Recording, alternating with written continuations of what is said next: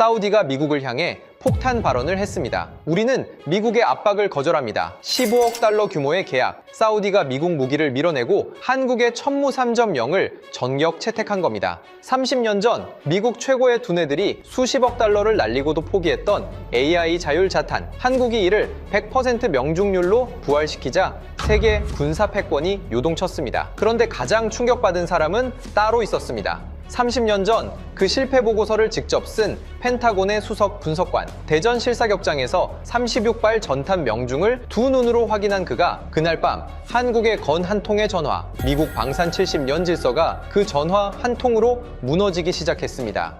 2003년 대한민국 대전의 어느 낡은 방, 한국의 방산 기술자가 제가 쓴 실패 보고서를 밤새워 번역하고 있었습니다. 제가 불가능하다고 선언한 문장 옆에 그는 붉은 펜으로 꾹꾹 눌러 적었습니다. 이것이 한국의 답이다. 우리가 그 미래가 되면 된다. 저는 30년간 펜타곤에서 무기를 분석해온 로버트 켈러언입니다. 미국 최고의 두뇌들이 쓰레기통에 처박았던 그 보고서가 지구 반대편에서 세상을 뒤엎을 괴물의 설계도가 될 줄은 타곤의 그 누구도 몰랐습니다. 그리고 2026년 제네바, 그 괴물이 마침내 전 세계 앞에 깨어났습니다. 스위스 제네바 팔렉스포 컨벤션 센터, 세계 방산기술 심포지엄 오후 세션, 400명의 군사 전문가와 방산업계 관계자들이 빼곡히 들어찬 회의장이었습니다. 연단 위에는 40대 중반쯤 되어 보이는 한국인 남자가 서 있었습니다. 한화 에어로스페이스 수석 엔지니어 강태선, 과묵해 보이는 인상에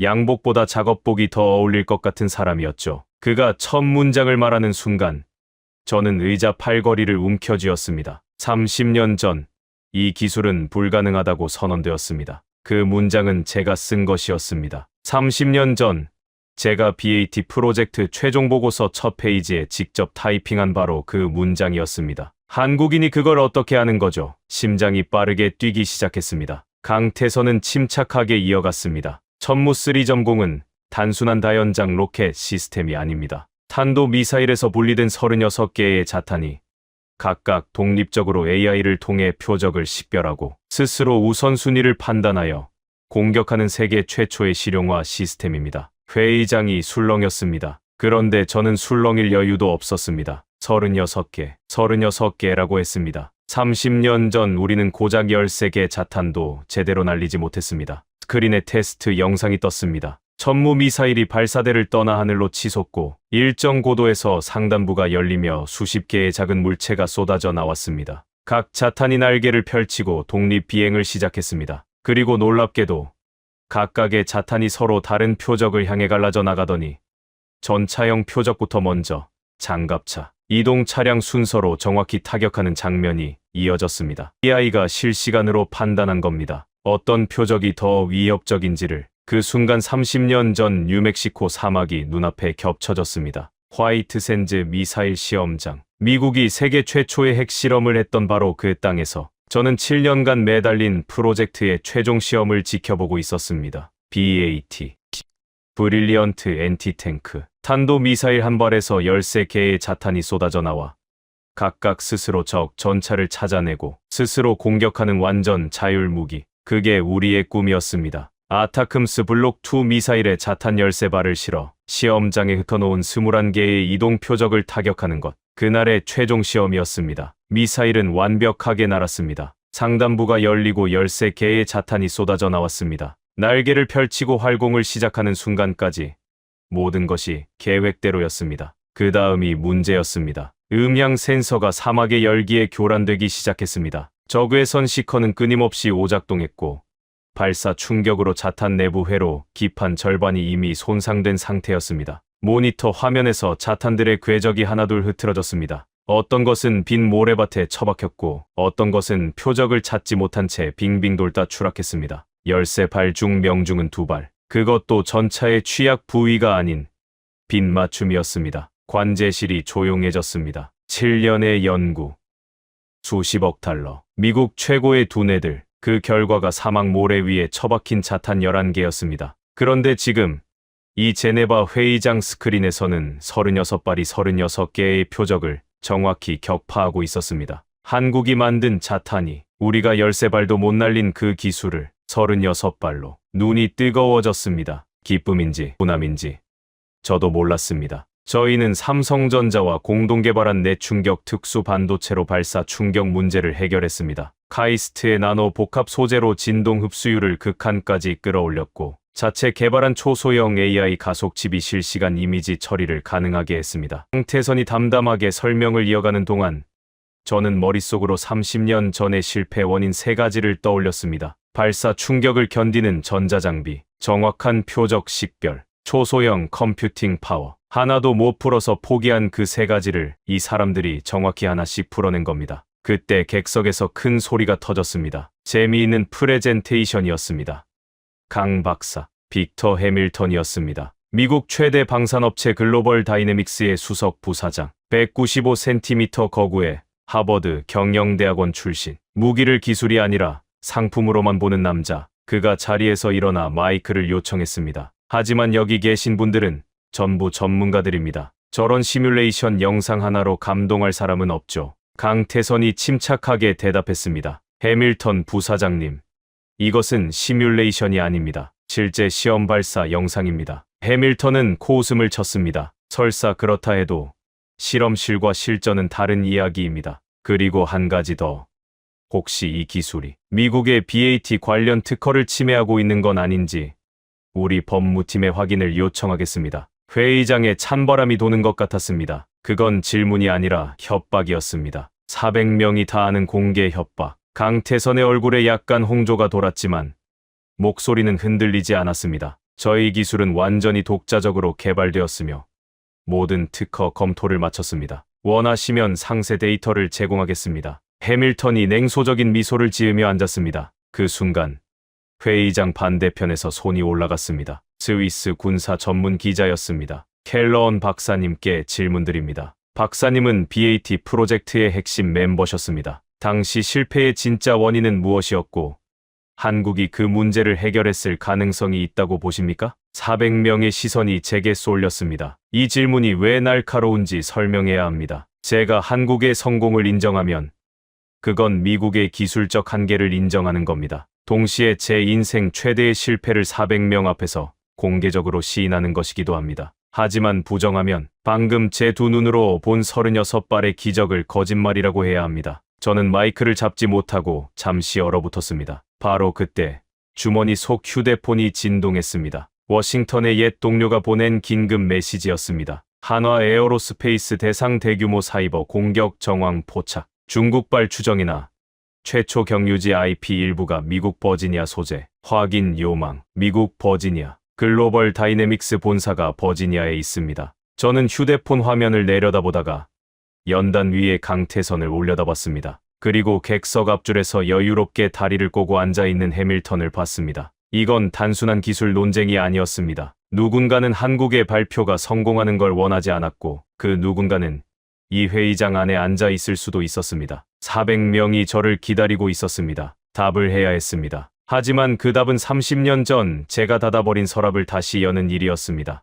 그리고 그 서랍 안에는 해밀턴이 절대 세상에 알려지길 원하지 않는 것이 들어 있었습니다. BAT가 기술 때문에 중단된 게 아니라는 사실. 저는 깊게 숨을 들이마셨습니다. 그리고 천천히 자리에서 일어났습니다. 저는 자리에서 일어났지만 바로 마이크를 잡지는 못했습니다. 3초, 어쩌면 5초쯤 됐을 겁니다. 하지만 그 몇 초가 제 인생에서 가장 긴 시간이었습니다. 400명의 시선, 연단 위 강태선의 눈, 객석 앞줄 해밀턴의 눈, 그리고 주머니 속 휴대폰에서 방금 읽은 그 메시지. 저는 마이크를 잡았습니다. BAT 프로젝트의 실패 원인은 복합적이었습니다. 제 목소리가 회의장에 울렸습니다. 의외로 떨리지 않았습니다. 30년 동안 꺼내지 않았던 이야기를 하려니 오히려 담담해지더군요. 첫째, 탄도 미사일 발사 시의 극심한 충격과 진동을 견딜 전자장비를 만들 수 없었습니다. 둘째, 당시 음향 센서 기술로는 이동 표적의 정확한 식별이 불가능했습니다.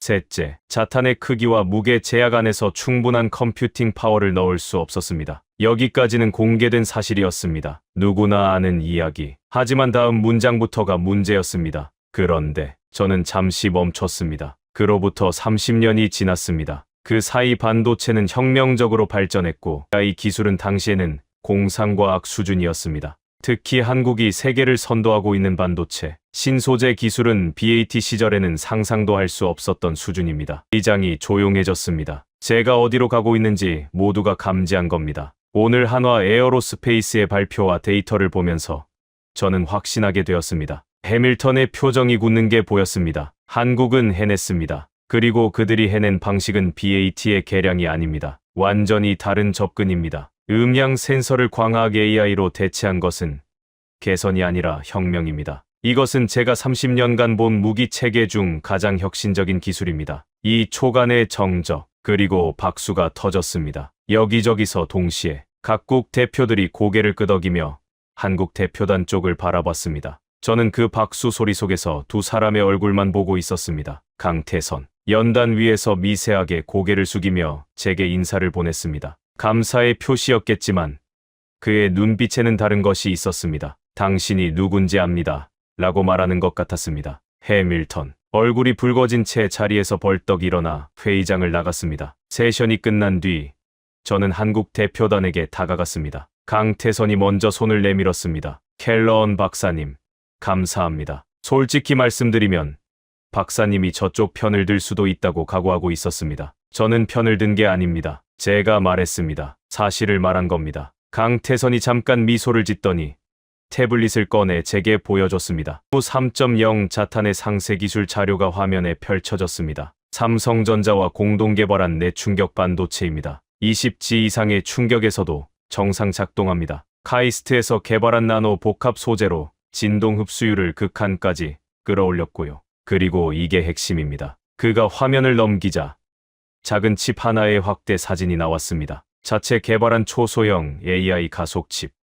초저전력으로 작동하면서 초당 수천 장의 이미지를 처리합니다. 이 칩이 광학 센서 데이터를 실시간 분석해서 표적을 식별하는 겁니다. BAT가 음향에 의존한 것과는 근본적으로 다른 접근이죠. 저는 자료를 보면서 가슴이 두근거렸습니다. 30년 전 제가 풀지 못한 문제 3가지. 이 사람들이 정확히 하나씩 완전히 다른 방법으로 풀어버린 겁니다. 어떻게 이런 발상을 하셨습니까? 제가 물었습니다. 음향 센서를 완전히 포기하고 광학으로 간다는 건 당시로서는 누구도 생각 못한 방향인데 강태선이 제 눈을 똑바로 보며 대답했습니다. 박사님 보고서 덕분입니다. 뭐라고요? 박사님이 작성하신 BAT 기술 검토 보고서. 공개된 버전이지만 저희 팀 전원이 숙독했습니다. 박사님이 3가지 실패 원인을 명확하게 짚어주셨기 때문에 저희는 그 3가지에 집중할 수 있었습니다. 풀어야 할 문제가 뭔지 알았으니까요. 저는 할 말을 잃었습니다. 제가 실패의 기록으로 남기려 했던 그 보고서가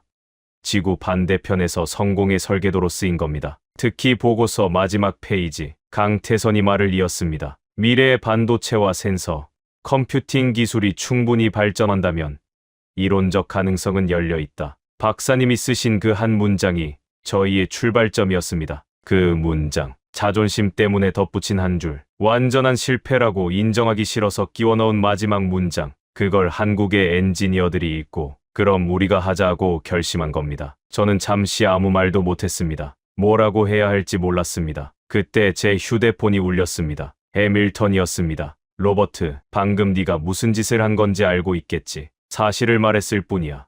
빅터, 사실. 해밀턴의 목소리가 차갑게 가라앉았습니다. 좋아. 그럼 사실을 하나 더 알려주지. 한국의 천무 시스템은 절대 국제 시장에서 성공하지 못할 거야. 내가 그렇게 만들 테니까. 무슨 뜻이야? 폴란드가 천무 도입을 검토하고 있다는 거 알지? 내가 이미 시코르스키 차관과 이야기를 시작했어. 한국 무기를 도입하면 미국과의 군사 협력에 문제가 생길 수 있다고. 또 표준 호환성, 유지보수 지원, 전부 재검토 대상이 된다고. 그건 사실상의 협박이었습니다. 폴란드는 러시아의 위협 앞에서 미국의 군사 지원이 절실한 나라입니다. 미국이 너의 무기 선택이 마음에 안 든다고 하면 거절하기 어려운 상황이죠. 빅터, 그건 공정한 경쟁이 아니야. 공정, 이건 비즈니스야. 로버트, 15억 달러짜리 계약을 한국한테 넘길 생각은 없어. 전화가 끊어졌습니다. 저는 강태선에게 돌아갔습니다. 그의 팀은 각국 대표들에게 둘러싸여 명함을 교환하고 있었습니다. 분위기는 분명 좋았습니다. 하지만 저는 알고 있었습니다. 이 좋은 분위기 이면에서 해밀턴이 이미 움직이기 시작했다는 걸. 강 박사, 잠깐 이야기 좀 하시죠. 저는 그를 복도로 불러냈습니다. 두 가지를 말씀드려야 합니다. 첫째, 글로벌 다이내믹스가 폴란드를 상대로 압박을 시작했습니다. 천무를 도입하면 미국과의 군사 협력에 문제가 생길 수 있다고요. 강태선의 표정이 단단해졌습니다. 하지만 놀라는 기색은 없었습니다. 예상했던 일입니다. 둘째, 저는 목소리를 낮췄습니다. 한화 에어로스페이스에 대한 대규모 사이버 공격이 감지됐습니다. 중국발로 추정되지만 최초 경유지 IP 일부가 미국 버지니아에서 나왔습니다. 이번에는 강태선의 눈빛이 달라졌습니다. 버지니아요? 글로벌 다이내믹스 본사가 버지니아에 있습니다. 잠시 침묵이 흘렀습니다. 강태선이 천천히 고개를 끄덕였습니다. 켈런 박사님, 솔직히 여쭤도 되겠습니까? 왜 저희를 도와주시는 겁니까? 박사님은 미국인이십니다. 저는 잠깐 생각했습니다. 정직하게 대답해야 한다고 느꼈습니다. 30년 전 제가 불가능하다고 선언한 기술을 당신들이 가능하게 만들었습니다. 만약 그 기술이 정치적 압박이나 사이버 공격 때문에 묻힌다면 그건 기술의 패배가 아니라 정의의 패배입니다. 저는 그걸 두고 볼 수 없습니다. 강태선이 저를 한참 바라보더니 고개를 숙여 인사했습니다. 감사합니다, 박사님. 그리고 그가 덧붙였습니다. 사실 저희한테 지금 가장 급한 건 폴란드입니다. 이번 주 금요일에 폴란드 국방부 대표단과 만남이 예정되어 있거든요. 해밀턴이 먼저 손을 썼다면 상황이 쉽지 않을 겁니다. 제가 돕겠습니다. 제가 말했습니다. 폴란드 차관 시코르스키와 제가 따로 만나보겠습니다. 강태선의 얼굴에 안도의 빛이 스쳤습니다. 하지만 그때 그의 휴대폰이 울렸습니다. 대전연구소 보안팀이었습니다. 통화를 마친 강태선의 표정이 싸늘하게 굳었습니다. 박사님, 사이버 공격이 아니었습니다. 아니, 사이버 공격은 시작에 불과했습니다. 대전연구소 외곽 펜스를 누군가 물리적으로 침투하려 했답니다. 보안 카메라에 찍혔는데 아직 신호는 미확인입니다. 이건 생각보다 훨씬 심각한 상황이었습니다. 사이버 공격의 물리적 침투 시도까지 누군가는 천무 3.0의 기술을 손에 넣기 위해 혹은 이 기술이 세상에 알려지는 것 자체를 막기 위해 모든 수단을 동원하고 있었습니다. 저는 제네바의 밤하늘을 올려다봤습니다. 레만 호수 위로 별이 떠 있었습니다. 아름다운 밤이었지만 그 아래에서는 보이지 않는 전쟁이 시작되고 있었습니다. 이야기를 잠시 되돌려야 합니다. 제네바 발표가 있기 72시간 전 대한민국 대전의 한화 에어로스페이스 연구소에서 무슨 일이 벌어지고 있었는지를 말씀드려야 합니다. 강태선은 그날 밤 연구소에서 잠을 잤습니다. 정확히는 잠을 잔 게 아니라 책상에 엎드려 2시간쯤 눈을 붙인 겁니다. 제네바 출발까지 72시간, 발표 자료 최종 점검, 시연 시스템 테스트, 보안 프로토콜 확인, 해야 할 일이 산더미였습니다. 새벽 4시, 강태선의 책상 위 모니터에 경고창이 떴습니다. 아이연구원 윤채원이 보낸 보안 리포트였습니다. 팀장님, 발표 시연용 서버에 비정상 접속 시도가 48시간 내에 2,700건 감지됐습니다. 2,700건, 평소의 10배가 넘는 수치였습니다. 강태선은 즉시 윤채원을 호출했습니다. 윤채원, 30대 초반의 이 여성 연구원은 천무 3.0의 AI 알고리즘을 설계한 핵심 인물이었습니다. MIT에서 인공지능 박사 학위를 받고 미국의 여러 빅테크 기업에서 러브콜을 받았지만 한국으로 돌아온 사람입니다. 공격 패턴을 분석해봤습니다. 윤채원이 노트북 화면을 펼쳐 보였습니다. 표면적으로는 중국발 공격입니다. 경유 서버도 전부 중국 쪽이에요. 그런데 이상한 점이 있습니다. 뭐가? 최초 접속 IP의 일부가 미국 버지니아에서 나왔습니다. 중국을 경유지로 쓰고 있지만 출발점은 미국일 가능성이 있어요. 강태선의 눈이 좁아졌습니다. 버지니아, 미국 방산업체들의 본거지, 우연의 일치일 수도 있었습니다. 하지만 이 시점에 우연이라고 넘기기엔 타이밍이 너무 절묘했습니다. 노리는 게 뭐야? 강태선이 물었습니다. AI 알고리즘 원본 데이터입니다. 천무 3.0의 핵심 중 핵심이요. 이걸 빼가면 자탄의 표적 식별 로직 전체가 유출되는 겁니다. 강태선은 잠시 생각하더니 지시를 내렸습니다. 시연 시스템을 이중화해. 메인 서버가 뚫리면 즉시 백업으로 전환할 수 있게. 그리고 핵심 데이터는 네트워크에서 완전히 분리해서 물리적 저장 장치에만 보관해. 알겠습니다. 그런데 팀장님, 윤채원이 잠시 망설이다 말했습니다. 백업 시스템으로 시연하면 화질이 떨어집니다. 제네바 대형 스크린에서 보여주기엔 좀 부족할 수 있어요. 화질이 아니라 내용이 증명하는 겁니다. 전환하세요. 윤채원이 나간 뒤 강태선은 한참 동안 어두운 창밖을 바라봤습니다. 대전 시내의 불빛들이 드문드문 보였습니다. 이 도시의 연구소들에서 매일 밤 불이 꺼지지 않는다는 걸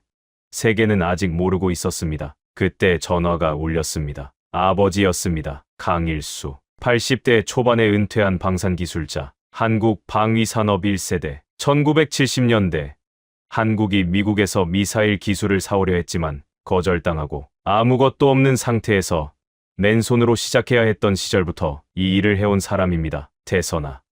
아직 연구소지? 네. 아버지. 제네바 준비는 됐어? 거의요. 그런데 방해가 좀 있습니다. 전화 너머로 아버지가 웃는 소리가 들렸습니다. 방해 없이 된 적이 있었냐? 내가 처음 미사일 만들 때 미국이 부품 하나까지 수출 금지를 걸었다. 설계도도 없었어. 교과서에 나온 그림 보고 깎았다. 부품을. 그래도 만들었지. 강태선은 아버지의 그 이야기를 수십 번은 들었습니다. 하지만 이 새벽에 듣는 건 또 달랐습니다. 아버지, 이번에 우리가 만든 게 뭔지 아시죠? 알지. 미국이 포기한 거. 네. 미국이 수십억 달러를 쏟고도 못한 걸 우리가 했습니다. 잠시 침묵이 흘렀습니다. 아버지가 낮은 목소리로 말했습니다. 태선아, 미국이 우리한테 기술을 안 준 게 오히려 약이 됐다. 안 줘서 우리가 직접 만들었으니까. 줬으면 우리는 영원히 따라쟁이였을 거야. 그 한마디가 강태선의 가슴에 깊이 박혔습니다. 따라쟁이. 해밀턴 같은 사람들이 한국을 부르는 말이었습니다. 하지만 아버지 세대가 맨손으로 일궈온 50년이 있었기에 지금 천무 3.0이 존재하는 겁니다. 아버지, 이번엔 세계가 보게 될 겁니다. 우리가 뭘 할 수 있는 나라인지. 그래, 보여줘라. 전화를 끊고 강태선은 다시 모니터 앞으로 돌아왔습니다. 발표 자료를 최종 점검하기 시작했습니다. 천무 3.0의 시험 발사 영상, 기술 사양, 성능 비교 데이터 하나하나 확인하면서 그는 머릿속으로 제네바 회의장을 그려봤습니다. 400명의 전문가들 앞에서 한국이 뭘 해냈는지 보여줘야 합니다. 해밀턴 같은 자가 비웃든 말든 데이터가 말하게 할 겁니다. 숫자는 거짓말을 하지 않으니까. 새벽 6시 윤채원이 다시 들어왔습니다. 이번에는 표정이 심각했습니다. 팀장님, 상황이 바뀌었습니다. 또 뭔데? 사이버 공격 말고 물리적 침투 시도가 있었습니다. 새벽 3시쯤 연구소 외곽 펜스에 동작 감지 센서가 작동했어요. 보안 카메라를 확인해봤는데 검은 옷을 입은 인원 2명이 펜스를 넘으려다 경비에 발각돼서 도주했습니다. 강태선이 자리에서 벌떡 일어났습니다. 진원은 미확인입니다. 경찰에 신고했고 국정원에도 보고 올라갔습니다. 사이버 공격의 물리적 침투까지. 이건 단순한 산업 스파이 수준이 아니었습니다. 국가 단위의 조직적 움직임이었습니다. 강태선은 팀원들을 긴급 소집했습니다. 새벽 6시 반, 잠이 덜 깬 얼굴들이 회의실에 모였습니다. 강태선이 말했습니다. 상황을 말씀드리겠습니다. 누군가가 우리 기술을 빼내려 하거나 혹은 제네바 발표 자체를 막으려 하고 있습니다. 사이버와 물리적 침투 동시에. 하지만 우리는 예정대로 제네바에 갑니다. 일정은 변함없습니다. 팀원 하나가 물었습니다. 안전합니까? 강태선이 똑바로 팀원들을 바라봤습니다. 안전을 위해 물러서면 우리가 만든 기술은 영원히 세상에 나오지 못합니다. 어떤 일이 있어도 72시간 뒤 제네바에서 이 기술을 세계에 보여줍니다. 회의실이 조용해졌습니다. 그리고 하나둘 고개를 끄덕이기 시작했습니다. 태선은 윤채원에게 마지막 지시를 내렸습니다. 메인 시연 데이터는 네가 직접 들고 가. 네트워크로 전송하지 마. 물리적으로 내 손으로. 윤채원이 고개를 끄덕였습니다. 제가 제네바까지 안고 갑니다. 72시간 뒤면 세계가 알게 될 것이었습니다. 대한민국이 어떤 나라인지. 하지만 그 72시간을 무사히 넘기는 것이 지금은 발표 자체보다 더 어려운 문제였습니다. 제네바 팔렉스포 컨벤션 센터 심포지엄 당일 아침. 저 켈러는 VIP 라운지에서 커피를 마시고 있었습니다. 손에 든 컵이 미세하게 떨리고 있었습니다. 30년간 수백 개의 방산 행사에 참석했지만 이렇게 긴장된 적은 처음이었습니다. 오늘 이 회의장에서 무슨 일이 벌어질지 예감하고 있었기 때문입니다. 라운지 유리창 너머로 회의장 입구가 보였습니다. 각국 대표단이 속속 도착하고 있었습니다. 폴란드 국방부 차관 아르투르 시코르스키가 수행원들과 함께 들어오는 게 보였습니다. 할아버지가 2차 대전에 참전했다는 그 사람. 러시아의 위협을 본능적으로 아는 군인 집안 출신이죠. 그의 뒤를 이어 루마니아, 필리핀 대표단도 보였습니다. 그리고 반대편 입구로 해밀턴이 들어왔습니다. 맞춤 정장의 자신만만한 걸음걸이. 하지만 오늘은 뭔가 달랐습니다. 그의 옆에 정장 차림의 남자 둘이 바짝 붙어 있었습니다. 법무팀인지 로비스트인지 어쨌든 혼자 온 게 아니었습니다. 전투 준비를 하고 온 겁니다. 저는 시선을 돌려 한국 대표단을 찾았습니다. 회의장 뒤편 통로에서 강태선이 윤채원과 함께 무언가를 점검하고 있었습니다. 윤채원이 가방에서 작은 외장 저장 장치를 꺼내 발표용 노트북에 연결하는 게 보였습니다. 네트워크가 아니라 물리적 장치로 데이터를 들고 온 겁니다. 왜 그래야 했는지 저는 알고 있었습니다. 그런데 발표 30분 전 상황이 터졌습니다. 강태선의 보조 엔지니어가 뛰어왔습니다. 얼굴이 하얗게 질려 있었습니다. 팀장님, 메인 시연 서버가 다운됐습니다. 강태선의 표정이 굳었습니다. 하지만 목소리는 평정을 유지했습니다. 상황 보고 디도스 공격입니다. 동시 접속 50만 건 이상. 메인 서버가 완전히 먹통이 됐습니다. 제네바 현지 서버도 대전 원격 연결도 전부 차단됐습니다. 발표 30분 전에 서버를 날려버린 겁니다. 지연 영상, 데이터 시각화, 실시간 분석 화면. 메인 서버로 돌리기로 했던 모든 것이 한순간에 증발했습니다. 저는 복도에서 그 장면을 지켜보고 있었습니다. 강태선의 팀원들 얼굴에 공포가 번지는 게 보였습니다. 세계 400명의 전문가 앞에서 빈 화면을 틀어야 할 수도 있다는 뜻이었으니까요. 하지만 강태선은 달랐습니다. 그는 3초쯤 눈을 감았다가 뜨더니 윤채원을 봤습니다. 백업. 윤채원이 즉시 가방에서 또 다른 외장 장치를 꺼냈습니다. 대전에서 직접 들고 온 물리적 저장 장치. 네트워크와 완전히 분리된 데이터. 15분이면 됩니다. 윤채원이 말했습니다. 10분 안에 강태선이 대답했습니다. 윤채원의 손이 키보드 위를 날아다녔습니다. 데이터를 발표용 노트북에 로딩하고 프로젝터 연결을 확인하고 화면 출력을 테스트했습니다. 팀원들이 주위를 에워싸고 케이블을 잡고 모니터를 들고 전쟁터 같은 10분이었습니다. 됐습니다. 윤채원이 말했습니다. 다만 시연 영상 화질이 메인보다 떨어집니다. 대형 스크린에서 보면 차이가 날 수 있어요. 강태선이 고개를 끄덕였습니다. 충분합니다. 화질이 아니라 36발이 말하는 겁니다. 발표 5분 전. 시스템 정상화 완료. 저는 그 광경을 보면서 한 가지를 확실히 깨달았습니다. 이 사람들은 처음부터 이런 상황을 예상하고 준비해왔다는 걸. 한국이라는 나라가 북한의 끊임없는 사이버 위협 속에서 기술을 개발해 온 나라라는 걸 새삼 실감했습니다. 적의 방해를 전제하고 시스템을 설계하는 것. 그게 이 사람들의 일상이었던 겁니다. 회의장 문이 열리고 오후 세션 시작을 알리는 안내 방송이 울렸습니다. 저는 객석 맨 뒷줄에 자리를 잡았습니다. 해밀턴은 맨 앞줄 중앙에 앉았습니다. 시코르스키 차관은 중간쯤.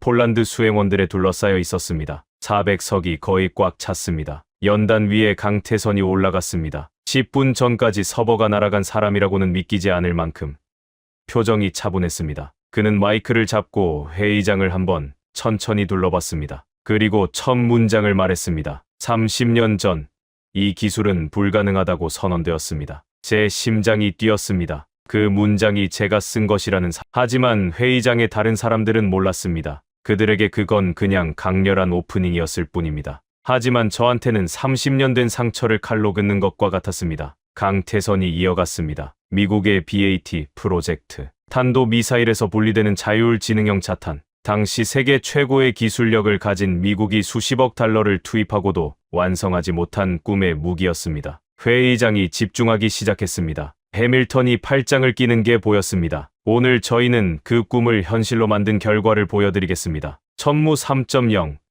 단일 발사로 36개의 AI 자율자탄을 운용하는 세계 최초의 실용화 시스템입니다. 스크린에 영상이 떴습니다. 화질은 메인 서버보다 약간 떨어졌지만 내용은 압도적이었습니다. 천무 미사일이 발사대를 떠나 하늘로 치솟습니다. 고도 15km에서 상단부가 열리며 36개의 자탄이 쏟아져 나옵니다. 각 자탄이 날개를 펼치고 독립 비행을 시작합니다. 그리고 화면 하단에 AI의 판단 과정이 실시간으로 표시됩니다. 전차형 12개, 1순위, 장갑차형 12개, 2순위, 이동 차량 12개, 3순위. 들이 우선순위에 따라 갈라져 나가며 1순위 표적부터 순차적으로 타격합니다. 36발, 36개 표적, 전부 명중. 회의장에서 탄성이 터져 나왔습니다. 시코르스키 차관이 몸을 앞으로 기울이는 게 보였습니다. 루마니아 대표단이 서로 귓속말을 나누고 있었습니다. 해밀턴의 얼굴에서 여유가 사라졌습니다. 강태선이 기술 설명을 이어갔습니다. 삼성전자와 공동 개발한 내충격 반도체, 카이스트의 나노 복합 소재, 자체 개발 AI 가속 칩, BAT가 실패한 세 가지 원인을 정확히 하나씩 풀어낸 과정을 담담하게 설명했습니다. 그의 목소리에는 자랑이 아니라 데이터에 대한 확신만 있었습니다. 발표가 끝났습니다. 47분이었습니다. 47분. 제가 30년간 품었던 확신이 무너지는 데 걸린 시간이 바로 그겁니다. 그리고 바로 그 직후 해밀턴이 마이크를 요청했습니다. 그의 얼굴은 이미 붉어져 있었습니다. 비웃을 때의 여유는 온데간데 없었고 대신 눈에 날이 서 있었습니다. 이 다음에 벌어진 일, 해밀턴의 공격, 기자의 질문, 그리고 제가 마이크를 잡아야 했던 그 순간의 이야기는 이미 앞에서 들려드렸습니다. 하지만 아직 말씀드리지 않은 것이 있습니다. 발표가 끝나고 해밀턴이 회의장을 박차고 나간 뒤 제가 강태선과 복도에서 나누었던 대화 이후의 일입니다. 해밀턴은 단순히 분노해서 나간 게 아니었습니다. 그는 이미 다음 수를 두고 있었습니다.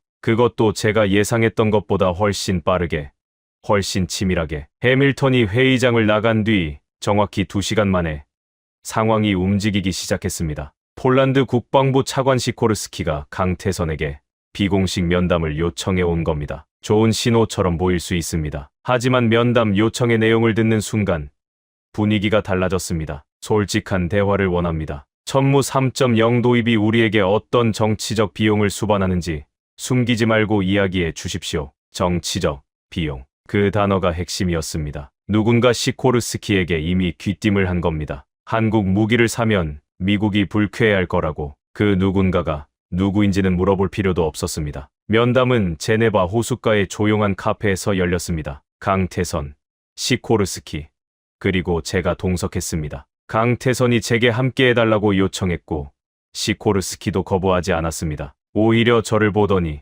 고개를 끄덕이며 말했습니다. 켈러언 박사, 오늘 발표장에서의 발언을 인상 깊게 들었습니다. 박사님이 동석하시니 오히려 좋겠군요. 미국 측 시각도 들을 수 있으니. 레만 호수가 창 너머로 보이는 테이블에 마주 앉았습니다. 시코르스키가 먼저 입을 열었습니다. 강 박사, 단도직입적으로 말씀드리겠습니다. 오늘 발표는 인상적이었습니다. 36발 동시 타격, AI 자율 판단, 미군에게 꼭 필요한 능력입니다. 러시아의 기갑 종대가 국경을 넘어올 때 이런 체계가 있으면 게임이 완전히 달라지죠. 강태선이 고개를 끄덕였습니다. 하지만 시코르스키의 다음 말에는 가시가 박혀 있었습니다. 그런데 해밀턴 부사장이 저한테 직접 연락을 했습니다. 한국 무기를 도입하면 NATO 표준 호환성에 문제가 생길 수 있다고. 미국산 무기 유지보수 지원도 재검토 대상이 된다고 하더군요. 강태선의 표정은 변하지 않았습니다. 하지만 그의 손가락이 테이블 위에서 한번 움찔한 걸 저는 봤습니다. 차관님, 그건 사실이 아닙니다. 제가 먼저 입을 열었습니다. 시코르스키가 저를 봤습니다. 박사님이 보시기에 저는 미국인입니다. 그리고 30년간 미국 방산업계 안에서 일했습니다. 해밀턴이 말하는 NATO 호환성 문제는 기술적 사실이 아니라 사업적 압박입니다. 미국 기업이 15억 달러짜리 계약을 한국에 뺏기기 싫어서 하는 소리입니다. 시코르스키의 눈썹이 올라갔습니다. 미국인의 입에서 이런 말이 나올 줄은 예상 못한 거겠죠. 하나 더 말씀드리겠습니다. 저는 이어갔습니다. 제가 검토한 데이터에 따르면 천무 3.0은 이미 극한의 전자전 환경에서 테스트를 마쳤습니다. 한국은 북한의 끊임없는 전자전 위협 속에서 이 기술을 개발한 나라입니다. 오히려 그런 환경에 더 강한 시스템을 만들었다고 보는 게 맞습니다. 시코르스키가 잠시 생각에 잠겼습니다. 그리고 강태선에게 물었습니다. 강 박사, 한 가지만 더 묻겠습니다. 미국의 하이마스와 비교하면 어떻습니까? 저희는 하이마스 도입도 고려하고 있었거든요. 강태선이 차분하게 대답했습니다. 하이마스는 한 발에 한 표적입니다. 천무 3.0은 한 발에 36표적입니다. 러시아 기갑 종대가 국경에 나타났을 때 하이마스로 막으려면 36발을 쏴야 합니다. 천무 3.0은 한 발이면 됩니다. 비용 효율만 비교해도 천무가 압도적이죠. 시코르스키가 고개를 끄덕였습니다. 숫자 앞에서는 정치도 물러납니다. 그리고 차관님, 강태선이 목소리를 약간 낮추며 말했습니다. 저희는 기술 이전과 현지 생산에 개방적입니다. 폴란드가 원하시면 주요 구성품의 현지 공장 설립을 논의할 수 있습니다. 미국 기업들은 이런 유연성을 제공하지 않습니다. 이 말에 시코르스키의 눈빛이 달라졌습니다. 폴란드는 자국 방산 산업을 키우고 싶어하는 나라입니다. 무기를 사는 데서 그치지 않고 만드는 능력까지 갖추려는 거죠. 한국이 기술 이전까지 제한한다면 이건 단순한 무기 구매가 아니라 산업 파트너십이 됩니다. 정말입니까? 시코르스키가 물었습니다. 저희는 이미 폴란드에서 천무 미사일 현지 생산 계약을 체결한 경험이 있습니다. 강태선이 대답했습니다. K9 자주포도 폴란드에서 큰 만족을 받고 있는 것으로 알고 있습니다. 천무 3.0은 그 협력의 연장선입니다. 1시간이 넘는 면담이었습니다. 시코르스키는 떠날 때 분명히 달라진 표정이었습니다. 처음 들어올 때의 경계심은 사라지고 대신 계산하는 눈빛이 되어 있었습니다. 군인 집안 출신답게 실리를 빠르게 따지는 사람이었습니다. 강 박사, 켈러언 박사. 오늘 유익한 대화였습니다. 시코르스키가 일어서며 말했습니다. 공식 검토를 시작하겠습니다. 카페를 나온 뒤 강태선이 제게 말했습니다. 박사님, 시코르스키 차관이 마음이 기울고 있는 건 확실합니다. 하지만 해밀턴이 여기서 물러설 사람이 아니란 것도 압니다. 맞습니다. 제가 고개를 끄덕였습니다. 해밀턴은 기술로 안 되면 정치로 안 되면 다른 방법을 쓸 겁니다. 강태선이 잠시 생각하더니 말했습니다. 한 가지 제안이 있습니다. 시코르스키 차관이 아직 완전히 확신하지 못하는 건 성능입니다. 제네바에서 본 건 영상이니까요. 만약 폴란드군 관계자들이 직접 실사격을 보면 더 이상 의심할 여지가 없을 겁니다. 실사격 시연을 하겠다는 겁니까? 네. 폴란드 대표단을 한국으로 초대하겠습니다. 대전 테스트장에서 직접 보게 할 겁니다. 시뮬레이션도 아니고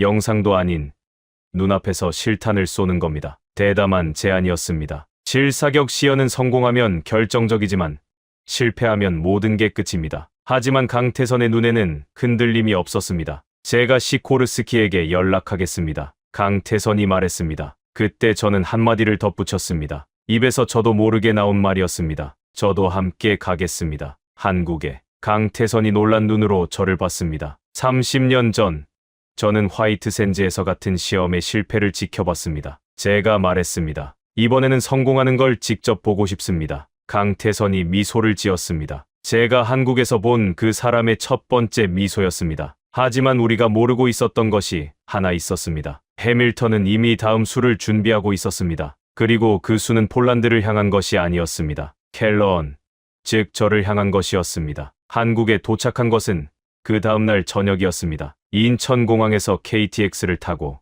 대전으로 이동하는 동안 저는 창밖을 바라보며 한국이라는 나라를 다시 보고 있었습니다. 시속 300km로 달리는 열차가 놀랍도록 조용했습니다. 90년대에 처음 한국을 방문했을 때는 개발도상국의 모습이 남아 있었는데 지금은 완전히 다른 나라였습니다. 대전 연구소에 도착했을 때 밤 9시가 넘었지만 건물마다 불이 환하게 켜져 있었습니다. 강태선이 말했습니다. 우리 연구소는 밤과 낮에 구분이 없습니다. 특히 요즘 같은 시기에는 연구소 투어는 다음날 오전으로 예정되어 있었지만 강태선이 한 곳만 먼저 보여주고 싶다며 저를 AI 개발센터로 안내했습니다. 거기서 윤채원이 기다리고 있었습니다. 켈러언 박사님, 하나만 보여드리겠습니다. 윤채원이 모니터를 켰습니다. 화면에 천무 3.0 자탄의 판단 과정이 시각화되어 나타났습니다. 자탄이 표적을 발견하고 분류하고 우선순위를 매기고 접근 경로를 계산하고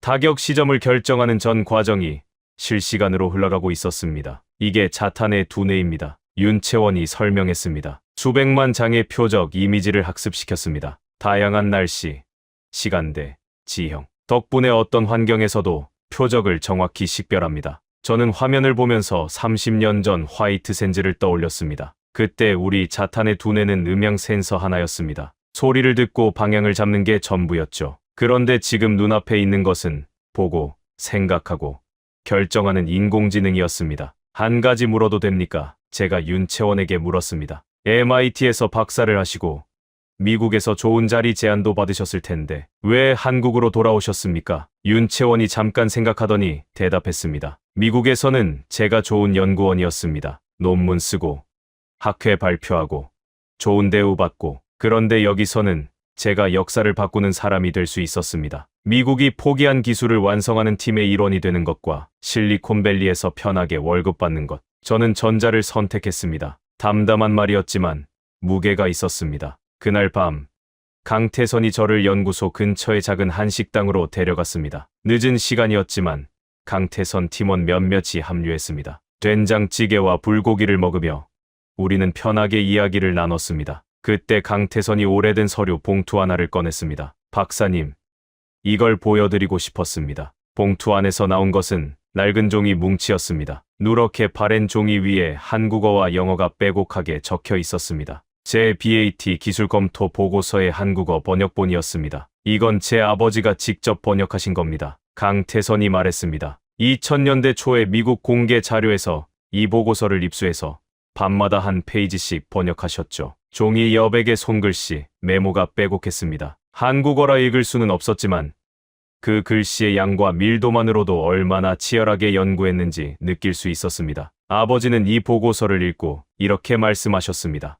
강태선이 말을 이었습니다. 미국 사람이 불가능하다고 했으니 우리가 가능하게 만들면 된다. 저는 그 낡은 종이를 손에 들고 한참을 바라봤습니다. 제가 실패의 기록이라고 생각했던 것을 이 사람의 아버지는 도전의 출발점으로 읽었습니다. 같은 문서를 완전히 반대의 의미로. 마지막 페이지를 봐주십시오. 강태선이 말했습니다. 제가 쓴 그 문장이 빨간 밑줄과 함께 있었습니다. 미래의 반도체와 센서, 컴퓨팅 기술이 충분히 발전한다면 이론적 가능성은 열려 있다. 그리고 그 옆에 강태선 아버지의 손글씨가 크게 적혀 있었습니다. 강태선이 번역해줬습니다. 이것이 답이다. 우리가 그 미래가 되면 된다. 눈이 뜨거워졌습니다. 자존심 때문에 덧붙인 한 줄이 바다를 건너 한 사람의 인생을 바꾸고 그 아들 세대에서 현실이 된 겁니다. 강 박사. 제가 말했습니다. 목소리가 좀 갈라졌습니다. EAT가 중단된 진짜 이유를 알려드려야 할 것 같습니다. 강태선이 저를 가만히 바라봤습니다. 최종 시험에서 13발 중 2발이 명중했습니다. 결과만 보면 실패죠. 하지만 2발이 명중했다는 건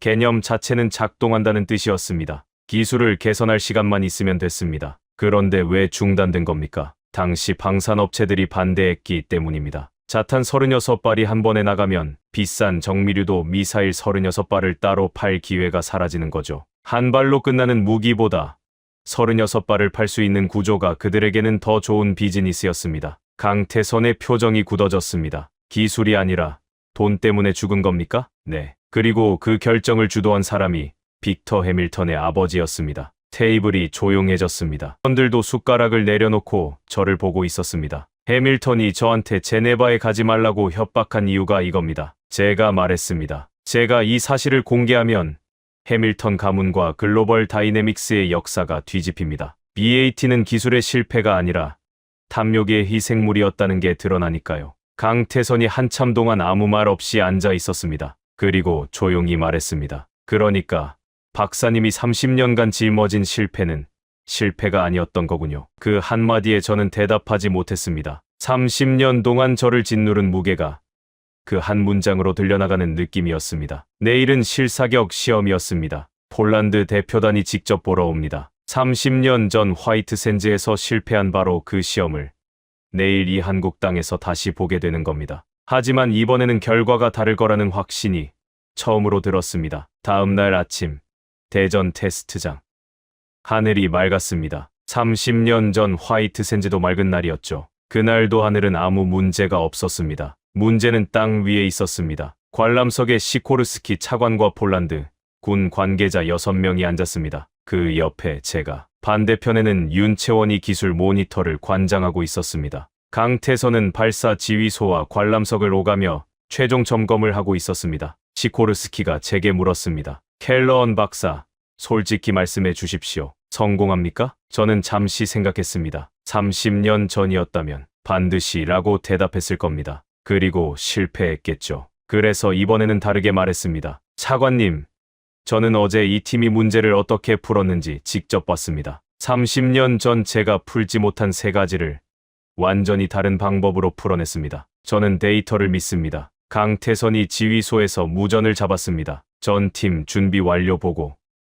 각 섹션에서 차례로 보고가 올라왔습니다. 발사 시스템 정상, 자탄 탑재 완료, AI 시스템 가동 확인, 표적 36개 배치 완료, 기상 조건 양호, 발사 준비 완료. 강태선이 관람석 쪽을 한번 바라봤습니다. 저와 눈이 마주쳤습니다. 고개를 한번 끄덕였습니다. 그도 끄덕였습니다. 발사. 천무 미사일이 발사대를 떠났습니다. 굉음과 함께 하얀 연기를 뿜으며 하늘로 치솟았습니다. 속도가 붙으면서 점점 작아지더니 파란 하늘 속으로 빨려 들어갔습니다. 관람석의 모니터에 미사일의 궤적이 실시간으로 표시됐습니다. 고도가 올라갑니다. 10km, 12km, 14km, 15km, 분리 고도 도달. 모니터 화면에서 미사일의 상단부가 열리는 게 보였습니다. 36개의 자탄이 쏟아져 나왔습니다. 하나하나가 날개를 펼치고 독립비행을 시작했습니다. 모니터에 36개의 추적선이 그려지기 시작했습니다. 30년 전 화이트샌즈에서도 여기까지는 완벽했습니다. 문제는 그 다음이었죠. 센서가 교란되고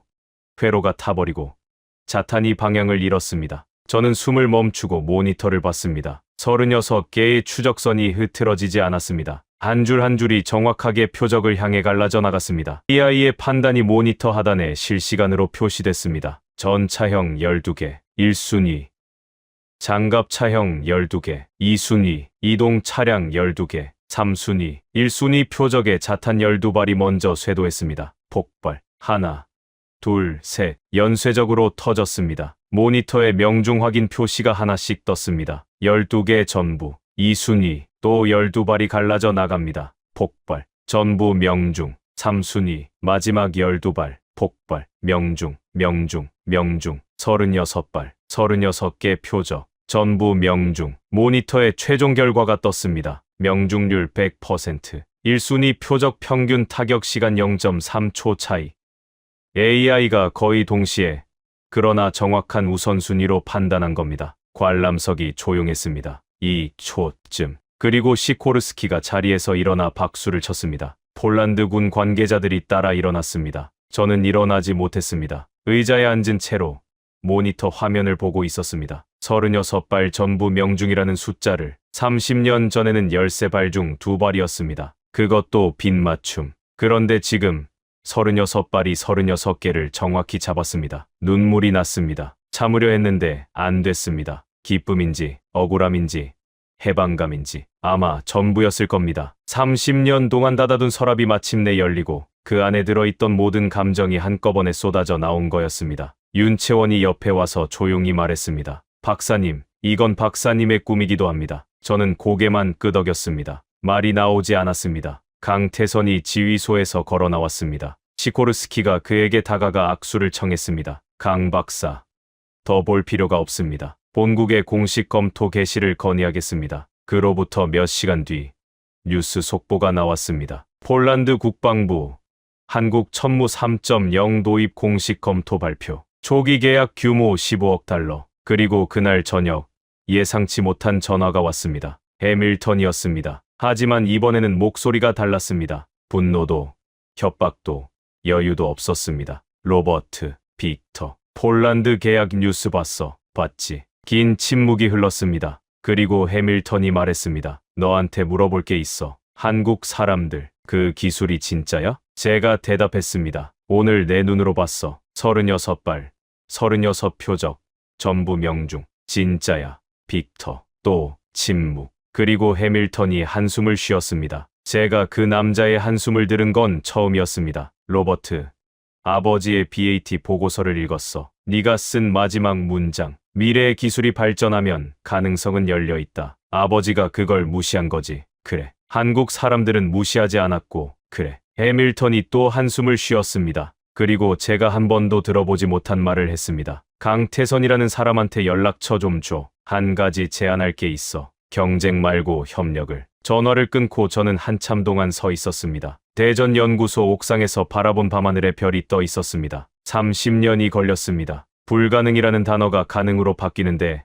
30년. 하지만 그 30년은 헛된 시간이 아니었습니다. 제 실패가 한국의 출발점이 되었고 한국의 성공이 다시 미국에게 돌아가고 있었습니다. 실패가 바다를 건너 부활한 겁니다. 한국에서의 마지막 날이었습니다. 강태선이 저를 서울로 데려갔습니다. 한강변을 걸었습니다. 저녁 무렵이라 강물이 노을빛으로 물들어 있었고 양쪽으로 고층 빌딩들이 하늘을 찌르고 있었습니다. 90년대에 처음 한국을 방문했을 때와는 완전히 다른 풍경이었습니다. 켈러언 박사님, 강태선이 걸으며 말했습니다. 한 가지만 여쭤도 되겠습니까? 물론이죠. 왜 저희를 도와주셨습니까? 처음부터 끝까지 제네바에서, 시코르스키 앞에서, 그리고 한국까지 오셔서. 박사님은 미국인이시잖아요. 저는 잠시 걸음을 멈추고 한강을 바라봤습니다. 30년 전 제가 불가능하다고 선언한 보고서를 당신 아버지가 번역하면서 이렇게 적었잖아요. 이것이 답이다. 우리가 그 미래가 되면 된다. 저는 강태선을 봤습니다. 제 실패가 당신들의 출발점이 되었다면 그건 실패가 아니라 씨앗이었던 겁니다. 저는 그 씨앗이 어떤 열매를 맺었는지 확인하러 온 거였습니다. 그 열매가 마음에 드십니까? 마음에 드는 정도가 아닙니다. 제가 말했습니다. 제 인생에서 가장 아름다운 광경입니다. 강태선이 조용히 웃었습니다. 그리고 말했습니다. 사실 저희가 천무 3.0 개발을 시작했을 때 많은 사람들이 불가능하다고 했습니다. 미국도 실패한 기술을 우리가 어떻게 만드냐고. 심지어 내부에서도 회의적인 목소리가 있었죠. 그런데 포기하지 않았죠. 한국 사람들은 불가능이라는 단어를 다르게 읽습니다. 강태선이 말했습니다. 불가능은 아직 도전해보지 않았다는 뜻이거든요. 6.25 전쟁 뒤에 폐허에서 일어난 나라입니다. IMF 때 금 모아서 나라 빚 갚은 사람들이에요. 안 된다는 말에 익숙하지 않습니다. 저는 고개를 끄덕였습니다. 그리고 물었습니다. 다음은 뭡니까? 천무 3.0 이후에. 강태선이 한강 위로 시선을 던지며 말했습니다. 아직 공식 발표 전이라 자세히 말씀드릴 수는 없지만 한 가지만 알려드리겠습니다. 저희는 이제 땅을 넘어서 우주를 보고 있습니다. 천무 3.0의 AI 기술을 기반으로 위성 방어 시스템을 개발하고 있습니다. 우주. 이 사람들은 멈출 생각이 없었습니다. 다음 날 아침, 인천공항에서 미국행 비행기에 올랐습니다. 강태선과 윤채원이 배웅을 나왔습니다. 작별 인사를 나누는데 강태선이 작은 상자 하나를 건넸습니다. 비행기에서 열어보십시오. 비행기가 이륙하고 한참 뒤에 상자를 열었습니다. 크리스탈로 만든 작은 천무 3.0 자탄 모형이었습니다. 그리고 카드 한 장. 불가능을 가능으로 만드는 여정에 함께해 주셔서 감사합니다. 이것은 끝이 아닌 시작입니다. 한화팀 1동. 창밖으로 한반도가 멀어지고 있었습니다. 작은 나라였습니다. 지도에서 보면 정말 작은 나라. 그런데 이 작은 나라가 미국이 포기한 꿈을 완성하고 세계 방산 질서를 흔들고 있었습니다. 미국으로 돌아온 뒤의 일은 빠르게 진행됐습니다. 폴란드에 이어 루마니아, 필리핀이 천무 3.0 도입을 확정했습니다. 나토가 공식 추천 무기 시스템으로 선정했습니다. 그리고 가장 놀라운 소식. 미국 국방부가 천무 3.0의 AI 기술 일부를 차세대 정밀 타격 시스템에 적용하는 것을 검토하기 시작했습니다. 글로벌 다이내믹스와 한화의 협력을 통해서 해밀턴이 정말로 협력을 추진한 겁니다. 한국의 AI 기술과 미국의 네트워크 시스템을 결합하면 더 강력한 통합 방어 체계를 만들 수 있다는 게 그의 제안이었습니다. 경쟁에서 이길 수 없으면 손잡는 것. 냉혈한 사업가다운 결정이었지만 어쨌든 옳은 방향이었습니다. 저는 이 모든 경험을 바탕으로 책을 한 권 썼습니다. 미국 여러 대학과 기관에서 강연을 했고 한미 방산 기술 협력의 가교 역할을 맡았습니다. 강연에서 저는 늘 같은 이야기로 끝맺었습니다. 30년 전 저는 불가능하다고 선언했습니다. 한국은 그 불가능을 부정했습니다. 그리고 한국이 옳았습니다. 그러면 청중이 물었습니다. 한국이 어떻게 그걸 해낼 수 있었습니까? 제 대답은 항상 같았습니다. 세 가지입니다. 첫째, 안 된다는 말을 인정하지 않는 도전 정신. 둘째, 실패를 끝이 아니라 시작으로 읽는 문화. 셋째, 될 때까지 하는 끈기. 그게 전부입니다. 그리고 그게 한국을 한국으로 만드는 힘입니다. 이 이야기를 끝내기 전에 한 가지만 더 말씀드리겠습니다. 제가 BAT 보고서 마지막 페이지에 적었던 그 문장. 미래의 기술이 충분히 발전한다면 이론적 가능성은 열려 있다. 자존심 때문에 억지로 끼워 넣은 한 줄이었습니다. 그런데 그 한 줄이 바다를 건넜습니다. 한 사람이 밤마다 번역했고 그 아들이 현실로 만들었고 그 기술이 다시 미국으로 돌아왔습니다. 실패는 끝이 아닙니다. 실패는 아직 도착하지 않은 성공의 씨앗입니다. 그리고 그 씨앗은 포기하지 않는 사람의 손에서만 열매를 맺습니다. 한국은 포기하지 않았습니다. 그래서 해냈습니다. 여러분, 지금까지 전직 미 국방정보국 수석 분석관 로버트 켈러언의 이야기를 함께 하셨습니다. 어떠셨습니까? 미국이 30년 전 막대한 돈을 쏟아붓고도 포기했던 기술. 하지만 우리는 36발 중 36발, 명중률 100%라는 기적을 썼습니다. 전 세계가 앞다퉈 도입하고 우릴 비웃던 미국의 오만한 방산기업이 결국 협력을 논의하자며 먼저 고개를 숙였습니다.